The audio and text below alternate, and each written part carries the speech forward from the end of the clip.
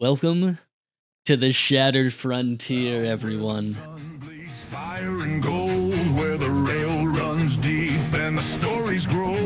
There's a town on the edge where the brave disappear, lost in the dust of the shattered frontier. Steel and sorcery, lawless and free, a six-shot spell and a curse on the breeze.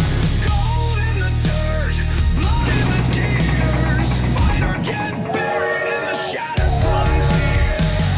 Shadows dance neath a broken sun. The past ain't dead and the war ain't won. Ancient hands reach up through the years, a ghost in the bones of the shattered frontier. Steel and sorcery, lawless and free, a six-shot spell and a curse on the breeze. Gold in the dirt, blood in the gears, stand and fight in the shattered frontier. The Shattered Frontier is a land caught between the old and the new, where dust-choked badlands stretch towards infinitely tall mesas, and ghost towns sit in the shadows of arcane boom towns. Here, magic hums beneath the earth like coiled serpent even, pulsing through rusted runes left by an age-long forgotten. The Arcane Rail Syndicate drives its enchanted railways ever westward, carving through canyons and towns alike, promising prosperity, but only delivering chains. Outlaws and lawbringers, spell slingers and snake oil salesmen, treasure hunters and revolutionaries, all walk the same roads, drawn to rumors of something buried deep beneath the land. The Syndicate believes it can tame the wilds, harnessing lost magics to fuel its empire. But some folks know better. They say the land is waking up, that the machines buried in the dust weren't meant to be unearthed, that the railway itself is listening. And at the heart of it all sits Rustbank, a town teetering on the edge of history, built atop a ruin no one dares dig too deep into. Rustbank is a place where dreams die fast, and the fortunes turn quicker than a six-shot reload. We begin at the Iron's Respite, which wasn't much to look at, but it didn't need to be. The folks that drank here didn't come for decor or atmosphere. They came here for a stiff drink, a quiet corner, and a place where no one asks too many damn questions. The low-hanging lanterns cast a flickering glow across the room, the warped wooden floors creaking under the weight of half-sober regulars nursing their regrets at a bar, and smoke curled lazily from cheap cigars, mixing with the scent of old whiskey, sweat, and the distant promise of reward hanging thick in the air. Behind the counter at the Iron's Respite stood a stout dwarf. Sacred, could you please describe your character and who they are? All right. The name's Sylvestor Ironhide.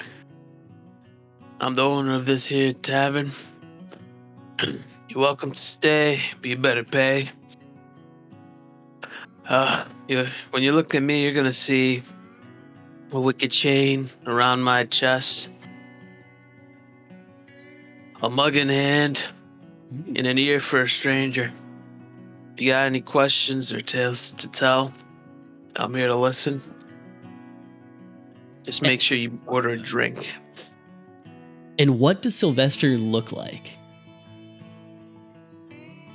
Full beard, grayed out. Pretty tall for a dwarf. Pretty, doesn't look too strong, but definitely has a beer belly because it's a tavern, Yeah. Standard, I guess you can say, if the description's right, I would say I'm like a not so old dwarf, but you can still see the wrinkles in my face. You can see how I'm tired of fucking life, but yet I'm still living it. Okay. Oh, yeah. Well, thank you for that description. A regular at the bar is going to look at you and say, Sylvester, when are you going to clean this place up? It's a goddamn pigsty.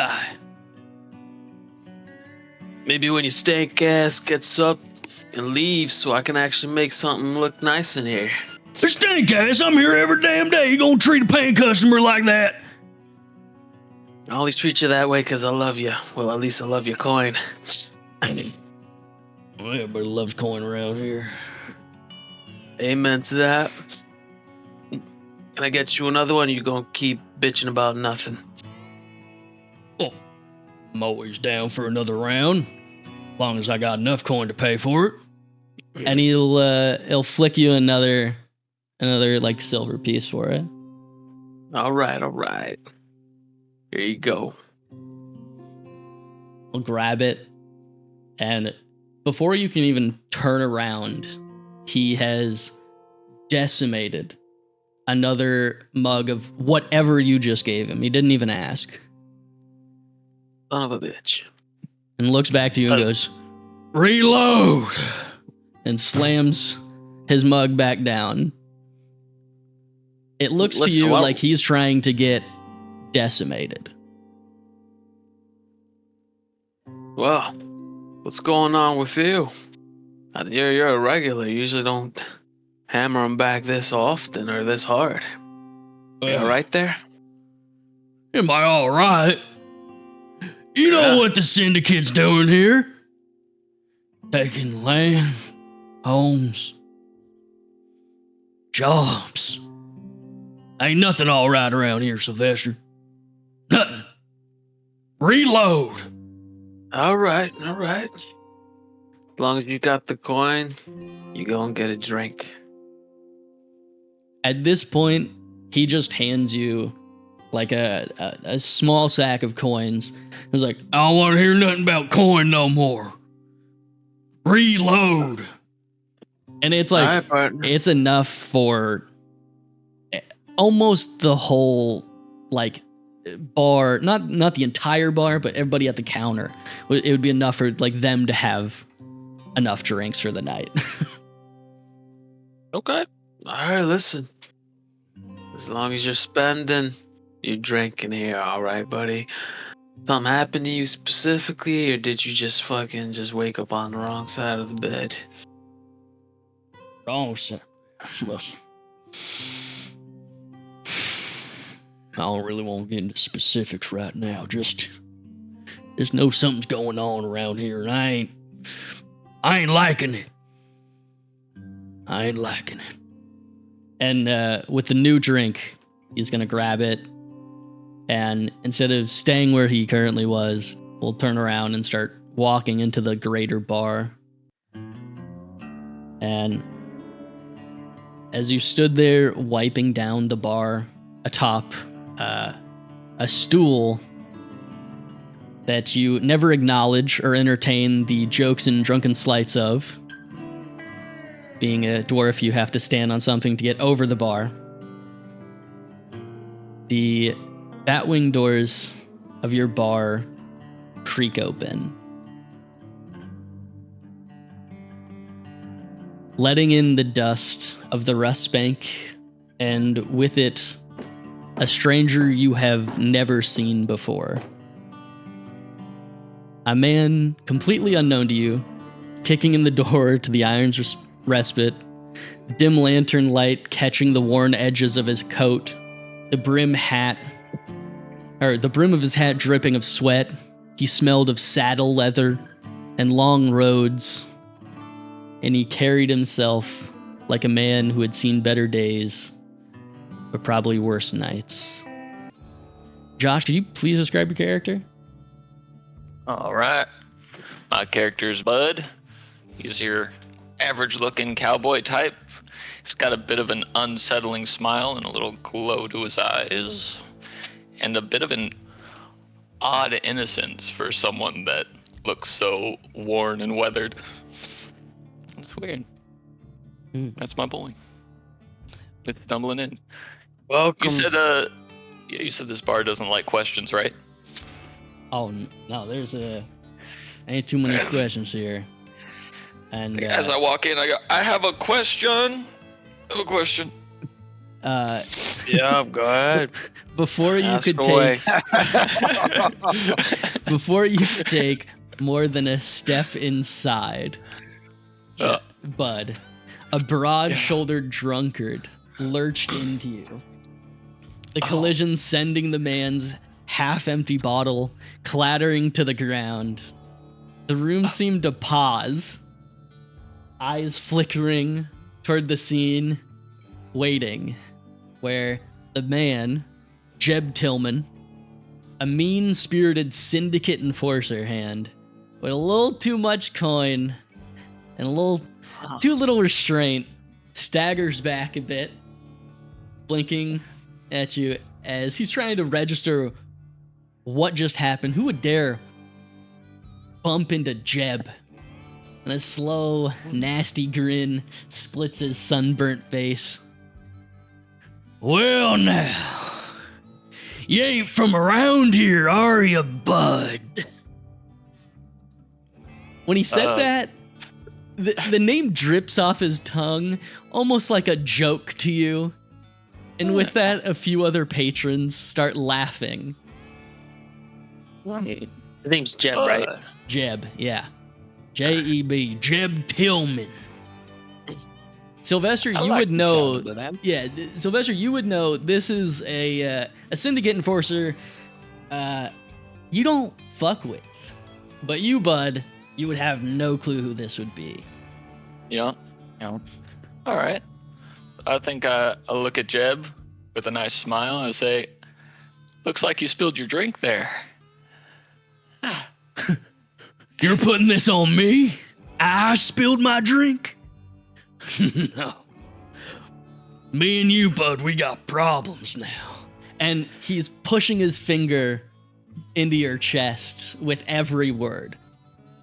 All right. What you doing with your finger, man? You want to keep that? He's gonna quickly look back to Sylvester at the bar and be like, who the hell is this guy? Do I want to keep that? Did I stutter? Listen, hold on. At this point, he's overboiling in rage as you're constantly, just butting in of, is he stutter? What are you turning cherry red, big man? Yeah. Sylvester, you better stop this guy before I do something that listen. I can't undo. You both found yourself a problem. I only got one solution for you, and it's a pint. All right? So you, stranger, you're welcome in. Jeb, calm your ass. Jeb will race back to the bar. And do you have a drink ready there for him? Yeah. As soon as I see the altercation, I'm already pouring a new one because one's already spilled right in front of me. Grab the mug.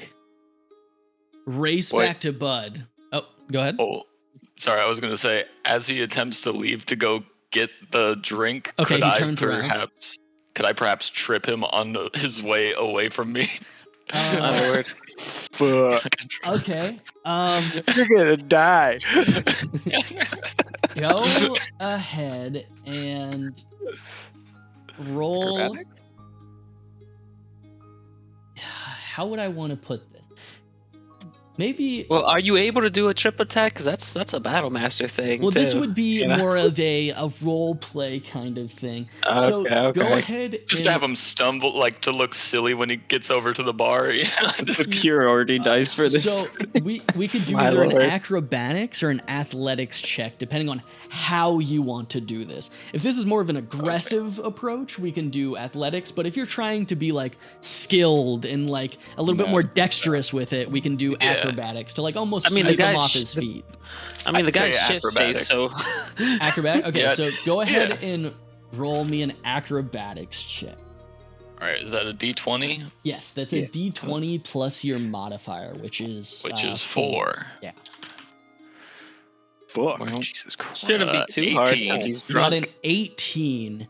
14 God. plus 4, 18. Yeah, so he's gonna trip up and like fully like do one of those things where he like falls for like 5 or 6 steps, and before he can hit the floor, he like puts his arms on the bar to like stabilize himself and looks back at you Fucking draws a pistol.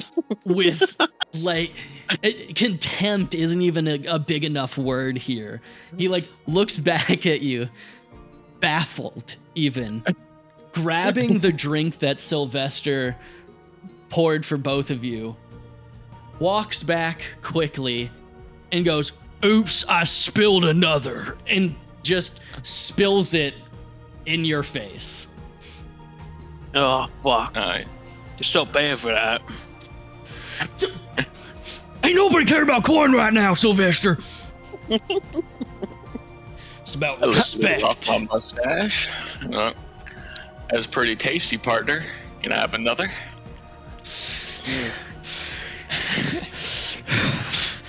He's trying to utter words, but his anger is just built like it. At first you thought his anger was all the way there and it was like at his shoulders. Now it's just like at the crown of his head with his anger. Yeah, you're gonna see me mopping the 2 spilled pints on the floor. Very good. Okay. So Sylvester's mopping up the mess. Goddamn varmints. Jeb is gonna be like, "That's it, bud. You've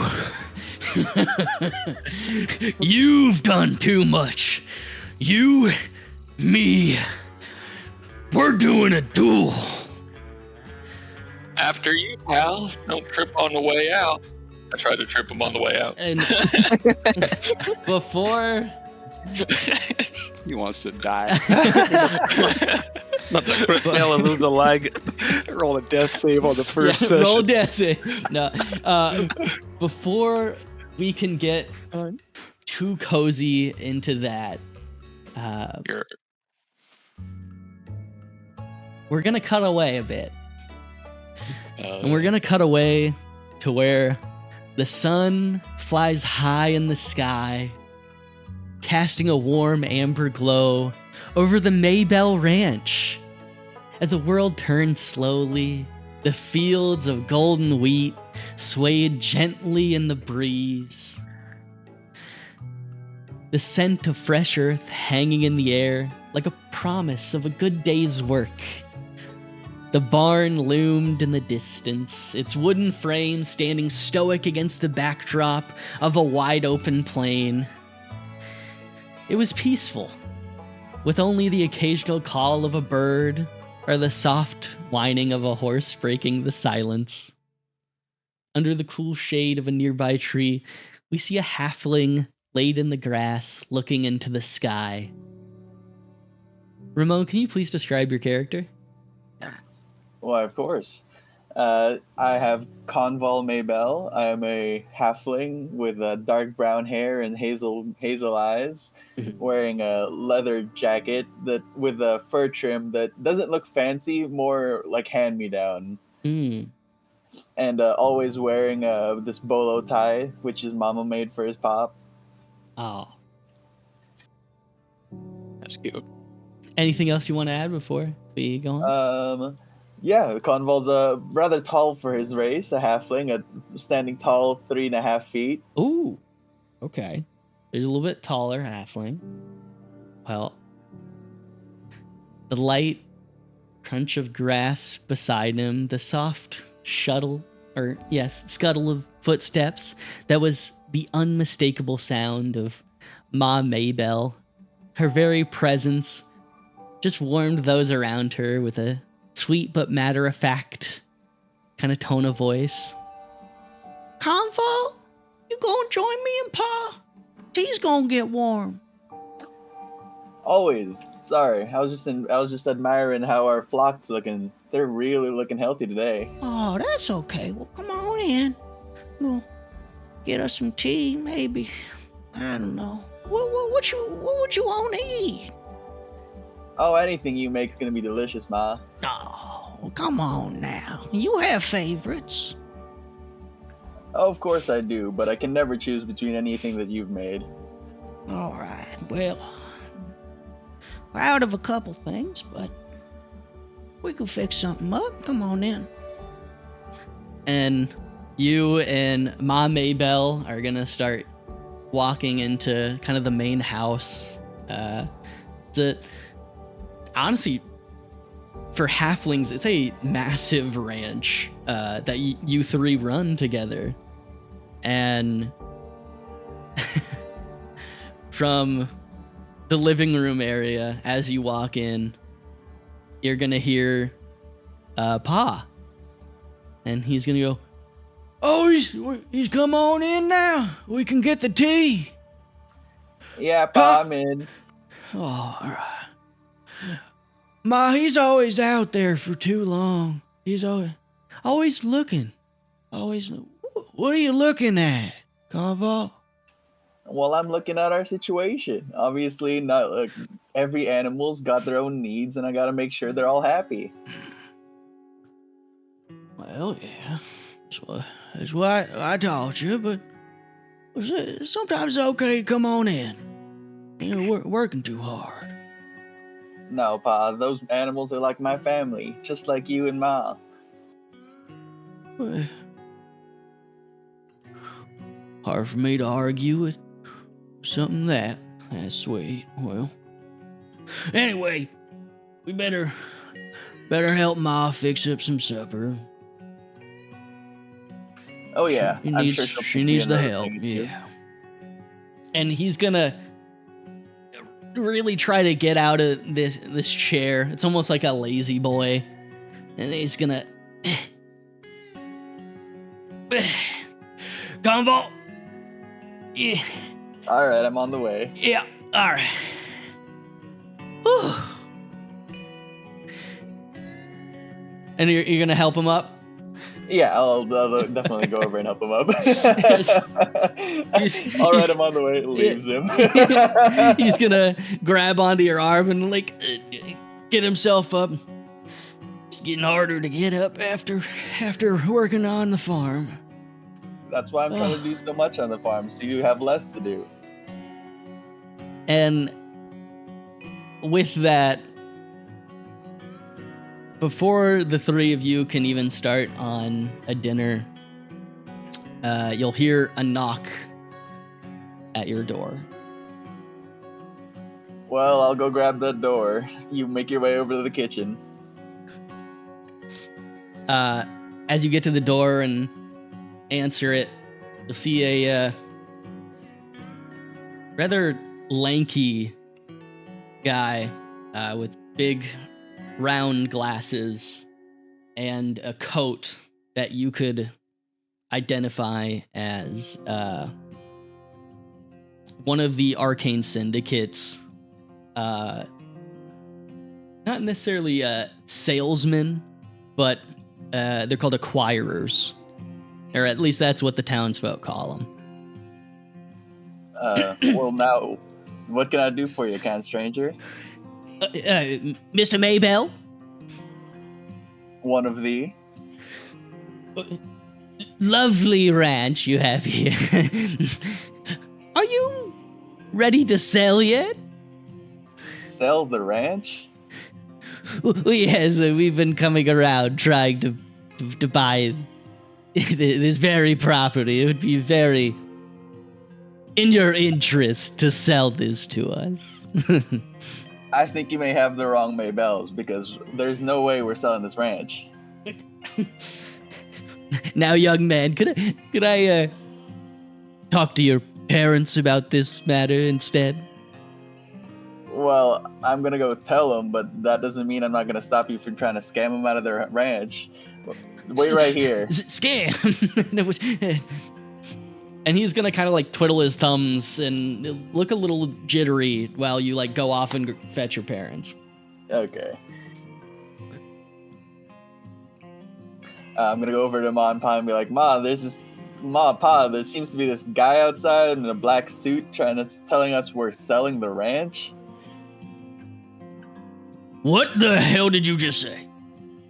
I don't know. And you some have guy- never heard Pa Yeah. curse ever. I'm gonna definitely clock that. I'm not gonna say anything about it, but I know how serious that is now. And before, where you had to help him out of his chair, he's gonna, I don't want to use scurry, but pretty steadily like walk over in the kitchen where on an overhang is a shotgun and just yep. Now, is that really necessary? Could be. Well, whatever. I'm sure it'll be fine. Just don't shoot him. And just him will follow you to the door, leaving Ma to her own peace instead. Okay. Yeah, when you guys get back to the door, Pa's gonna just cock the shotgun. Well, I brought over my parent for you. And like he's gonna almost like push you a little bit out of the way, or like put his hand on your shoulder to kind of like scoot you by to talk to your father. Be like, so I was trying to explain to the young one that we're here to acquire this property.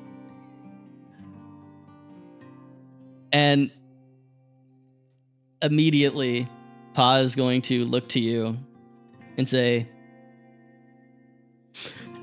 I think you need to go into town for some supplies, Convall. Are you sure about that? Go into town and get some supplies. All right, if you say so. Don't give me none of that back talk. Please, Pa, not again. Yeah, The shotgun. there's a little bit of a fun dynamic between Ma and Pa, where you can definitely see Ma as the caretaker and Pa is the caretaker, you know? So as you start do you start walking into town to get supplies? Yeah, I guess all I can do is trust my Pa. And as you're walking, you're just gonna hear the hollering of your Pa, and you can kind of sense that he sent you into town so that you don't have to hear him just tear down this lanky, like nervous acquirer, and wanted to spare you seeing your own father in that way.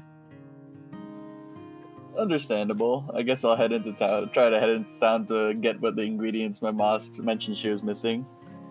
Awesome. Well, traveling across town, weaving through people, carrying on with their day, just like Convall, we come to the sinking mines, where the air is thick with dust and tension. The last embers of daylight are painting the Rustbank's horizon in hues of fire and shadow with the colors in the sky. Not literal fire and shadow. But outside the sinking mines, workers gather in the fading light, their faces weary but resolute, some leaning against rusted rail carts, others sitting on boxes and crates stamped with the Syndicate's sigil. Boxes of supplies meant to keep the operation running, now repurposed as makeshift platforms for something greater. And standing upon one of those boxes, Chris, can you please describe your character? And what would Ulgard be giving an impassioned speech about. Oh, yes. My name, Ulgard. Come in at 29 age. Medium, we'll say relatively normal size. 238 weight. 6'2", purple-brown eyes. Hued with purple, indicating arcane energy through my body. Ashen skin, grayish white hair. Quite handsome. Oh. At least what I like to say. So, everyone. Over here. Aren't you tired of just working every day in this dark, miserable mine, making no money, probably a copper piece a day? Copper a day! Come on, where I used to come from, we play a game called Stonefoot. We don't know what Stonefoot! that is. You don't know what Stonefoot is. Don't lie. Oh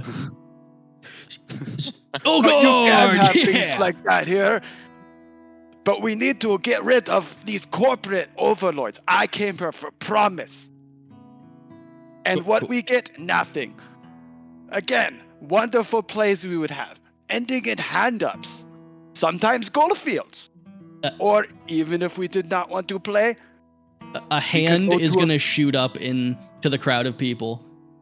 Like, you could barely see it, but a hand is shooting up.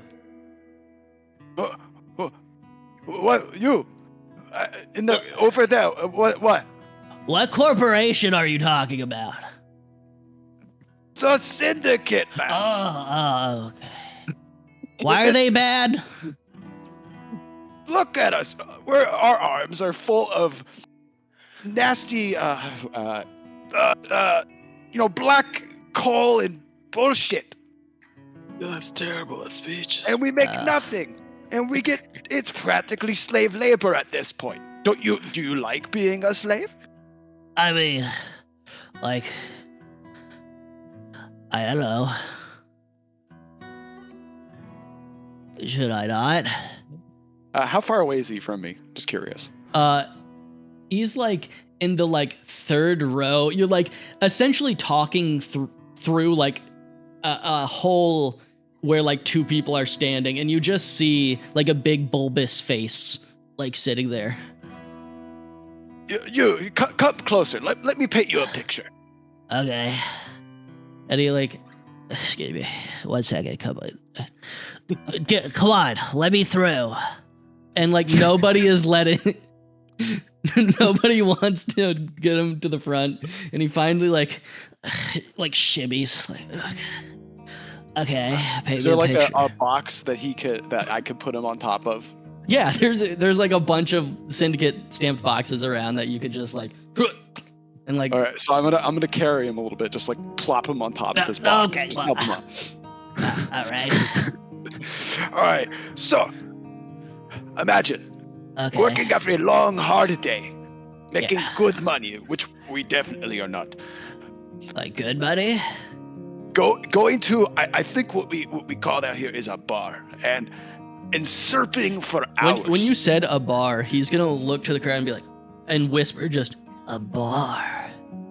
Yes, and then a look bar, back to you. Getting absolutely full of fun energy, in which you feel as if the world itself is moving around you. Sometimes you fall, but that's just because it's working very well. But you know what? You can barely afford a bar. Why? Because we don't make any money. I've Wouldn't you never want seen to a have all bar. that?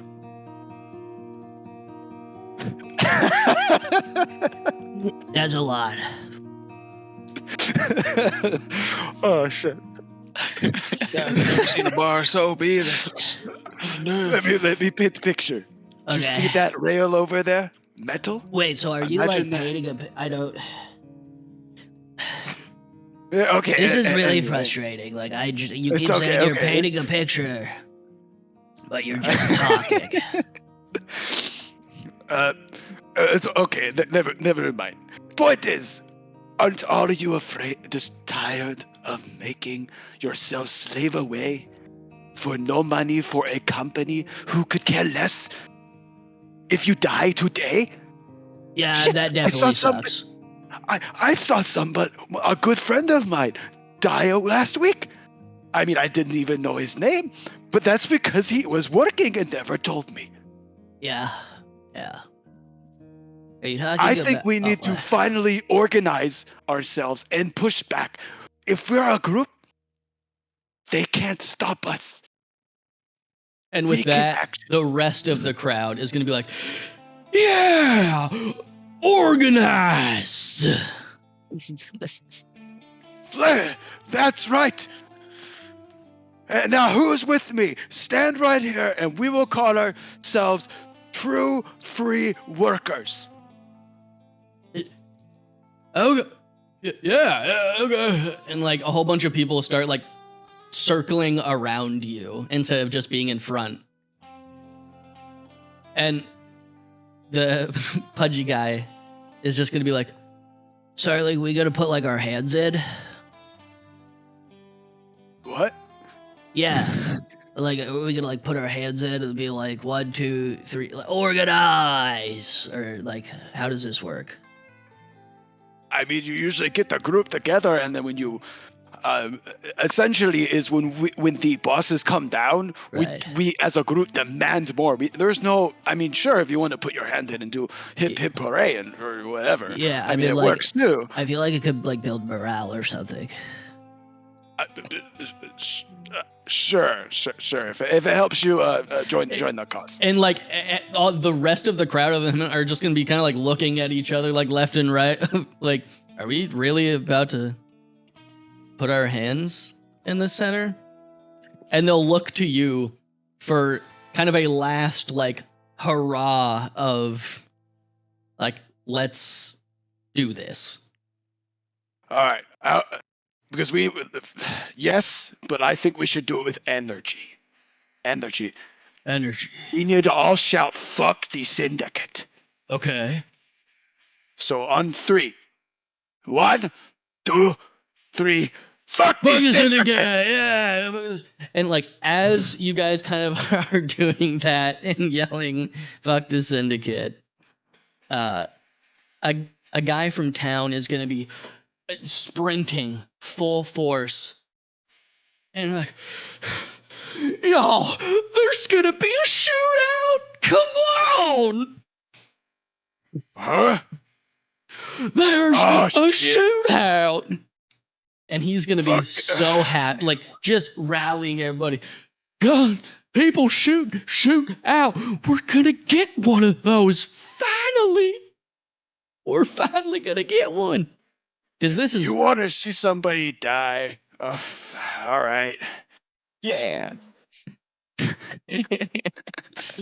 One guy. Type of revolution has no death in so.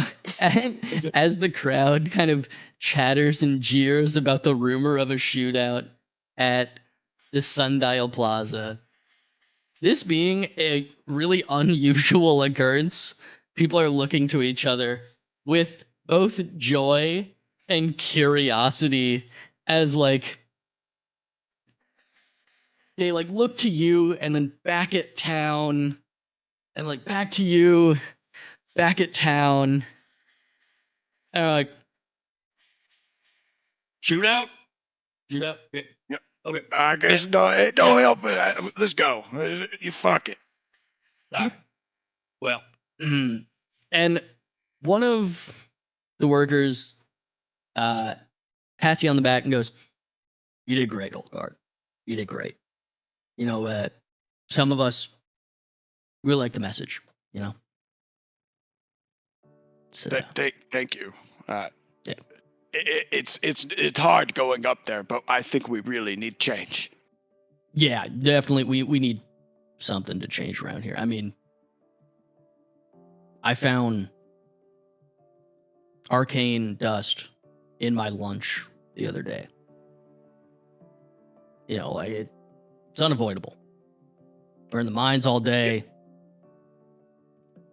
It's- Tell me, where are you from? Like, give me your backstory. we're not that close, but you know, been in the sinking mines 5 years now. It's don't really have any other options. It's either this or, yeah, pretty much this. I guess I could try to be a bounty hunter, but I mean, I can't afford killing people, sure. Yeah, I can't afford a gun, so like I'd have to like beat them up, I guess, and that just feels like a lot less threatening than just kind of working in the mines. But yeah, there was arcane dust in my lunch, and I think I'm allergic. Like I get like the sniffles, and it's just not great. Like the next day at work in the mines, like when you have like the sniffles, you can barely breathe, and you're under like land essentially, you're like in underground. And see that's not good for your health. No. And that is one of the number one things that we need to stop. Arcane dust in lunch? Arcane dust in our bodies, around us, that it's sacred to the planet, sacred to the ground. Yeah, that's true. It should not be taken out. It gets in your lunch. No, and look, you're right, Ulgard, you're right. It feels as if you're. I'm sure you feel like shit. You say you feel like you're allergic. No, that's your body rejecting that. It should not be in your body. So if you join me and we get together, we can stop this. Put that stuff back to the earth, and we could just leave this behind, or we could figure out how to make us have safe work. I mean, we could still do the work, but safely. So but could also you get paid well. Give me like a step by step of how we're gonna. And as he's saying that, another guy's gonna be like, "Shootout! Come on!" Fine, just walk with me, and we'll talk about this, and we go to the shootout. As long as everybody gets to have, I guess, some form of fun. I don't understand why shooting people can be fun to watch, but you know what? I think we've had stale work here, so at least some form of entertainment. It is a shootout. We should probably get over there. It should probably it'd be a good time. Sure. I prefer hitting things, but shooting is fun. Following the road back into the Rustbank, the Rosewood Estate stands on the outskirts of the Rustbank, a relic of old wealth and quiet ambition. Its founders were laid before the arcane rail carved through the land, before the Syndicate shadow stretched long over the town. In the estate sat Prince, Queen, Duchess, Baron, Vanden, and Cornelia Rosewood, the closest thing to royalty in this dusty-ass town. Walking into the manor after a long day in the mines, a focused warforged. Pierce, can you please describe your character? Raiden Railgun is a warforged who's 40 years old at this point. He's 250 pounds, standing at a towering, frightening, masculine 5 feet tall. Very good.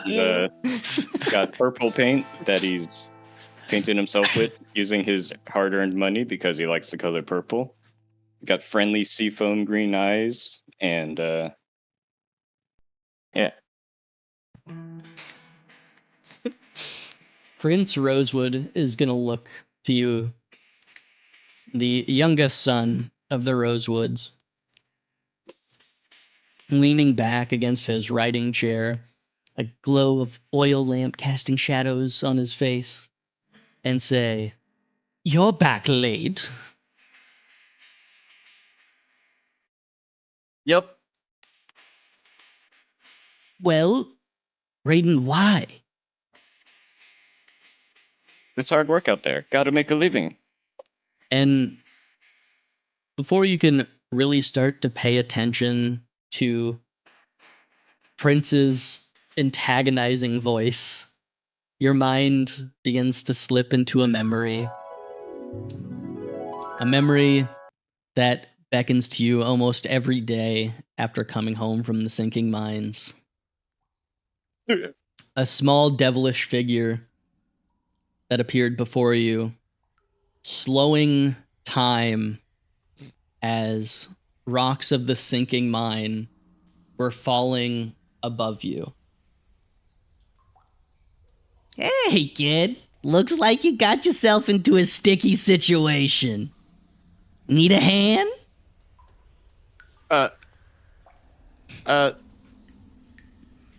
Yes. Please help.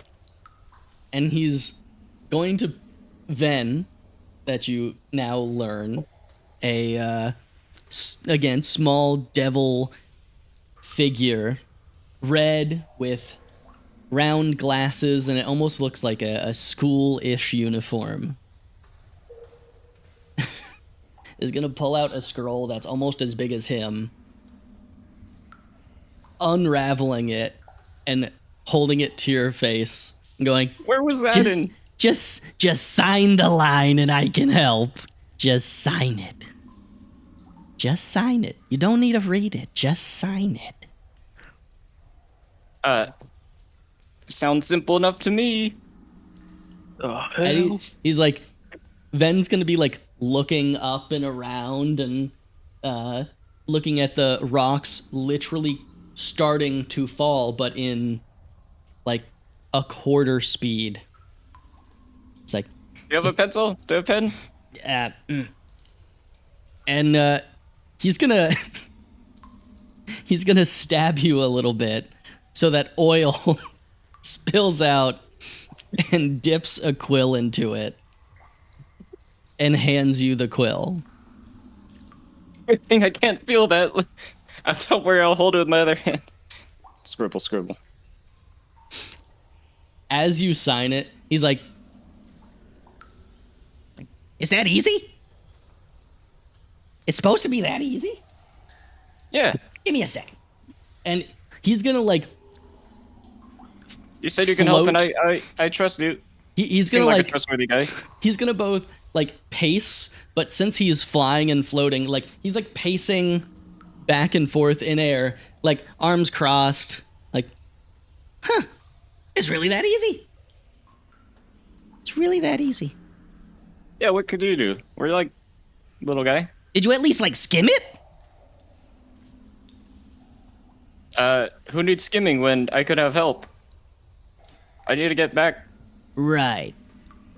Okay. well, and he's gonna like a watch is pretty much gonna magically appear on his wrist, and he's gonna be like, Well, it should happen right about now, and you're gonna look down at your hands, and where a hands and arms used to be become ghostly and ethereal as these metal gauntlets just start to form around your arms and hands, the fingers sharp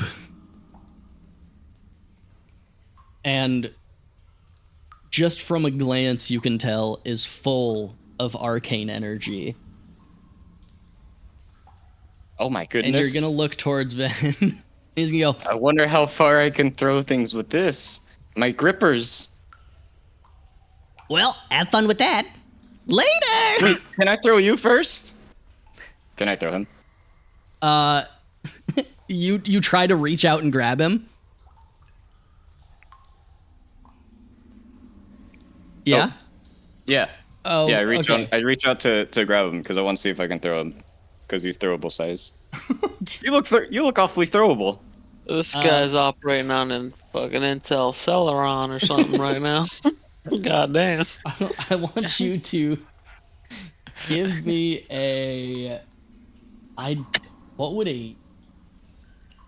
give me an acrobatics at disadvantage. Okay, well I have a +0. Which? D20. because you're in a slow timed state at the moment. I hit a 3. Okay. You can roll one more time, but it'll probably take the 3. 10. 10. Okay, so with a 3, do you have any pluses or anything to that? Nope. Okay, so with a 3, your hands pass through him as he said, "Later!" and like just red mist dust is just like pff. Oh man. And I gotta try these things out. as you say that, time is going to resume to normal as rocks or a large boulder begins to fall down towards you. I dodge out of the way. You dodge that out of the one. way? Yeah, that Okay. one. With your newfound powers, give me acrobatics with advantage.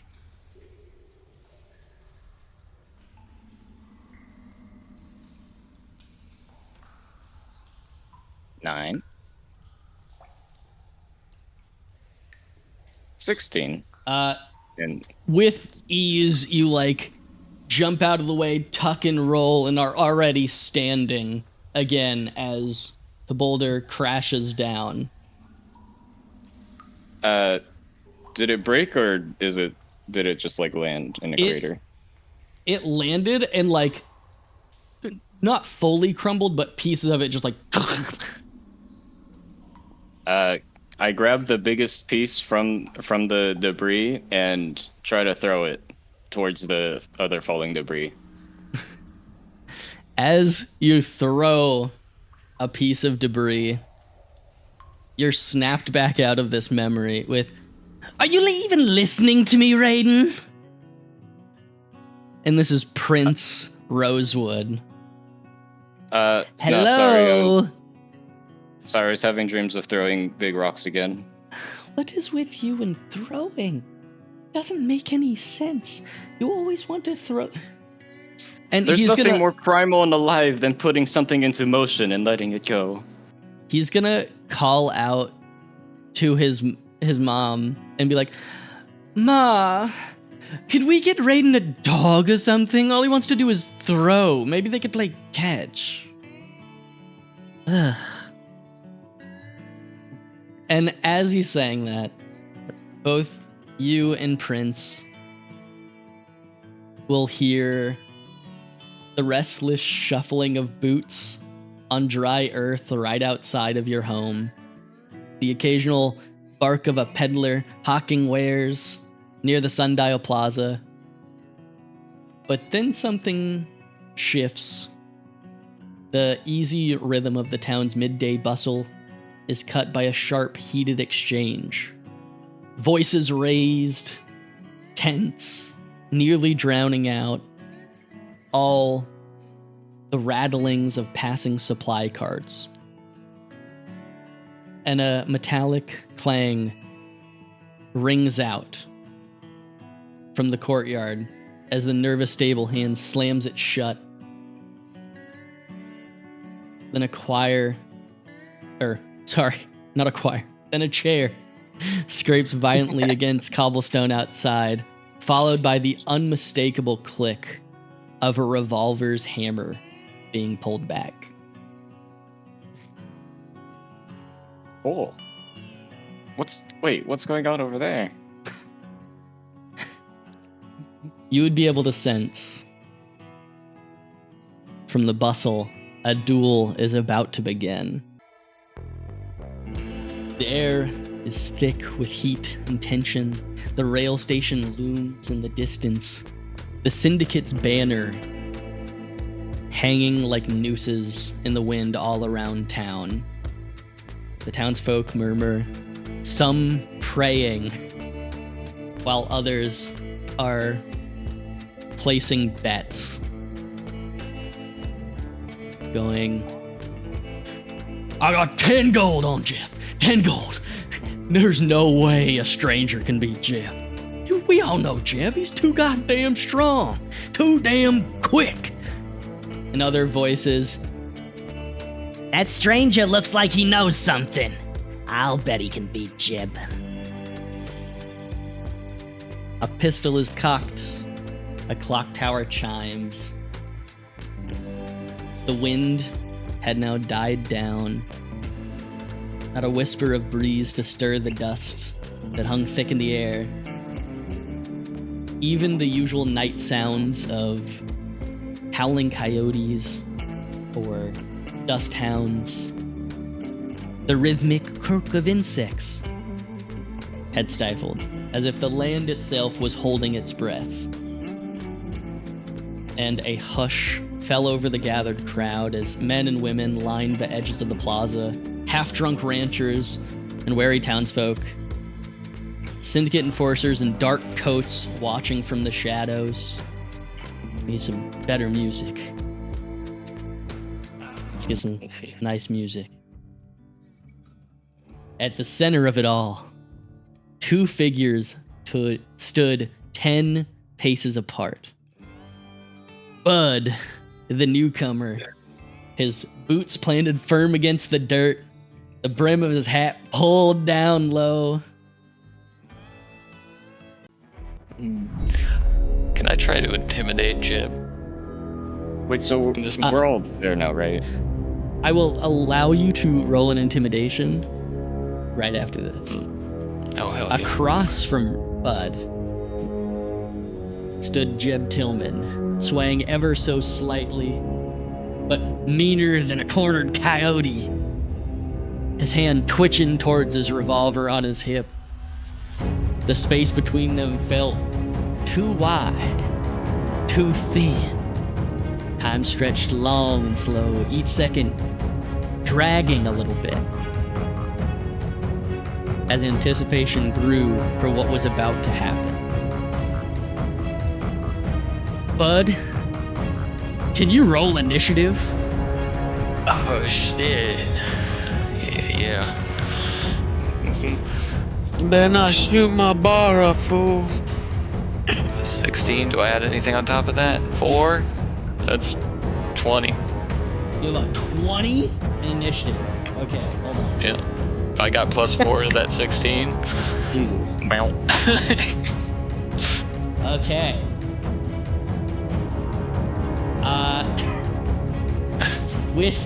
Alright.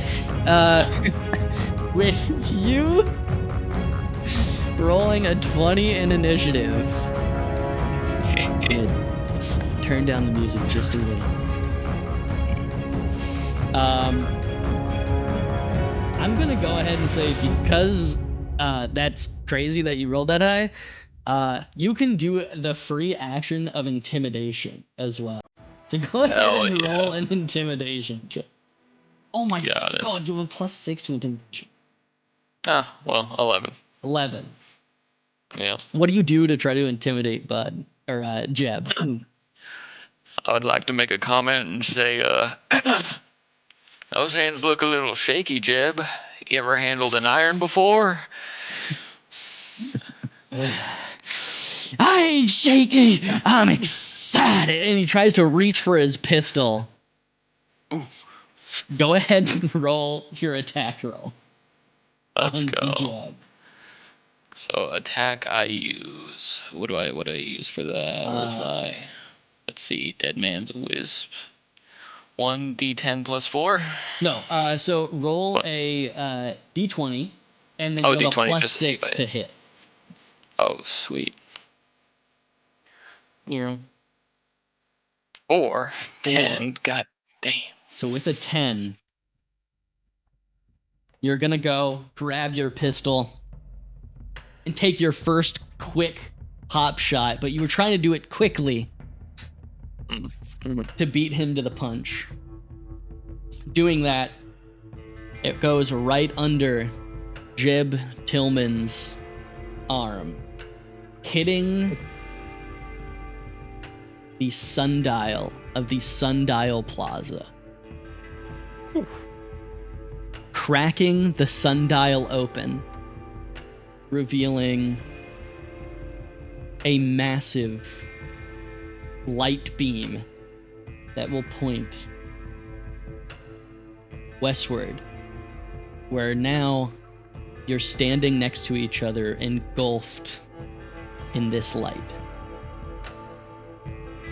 Sylvester, Bud at the front with his gun, Ulgard, Convall, and Raiden beaming from this light. You all start to realize something is about to unfold in the Rustbank. And that's where we're going to end off for this session. Hell yeah. Oh, Nice job. For Hell yeah. real. My throat hurts. Oh, yeah.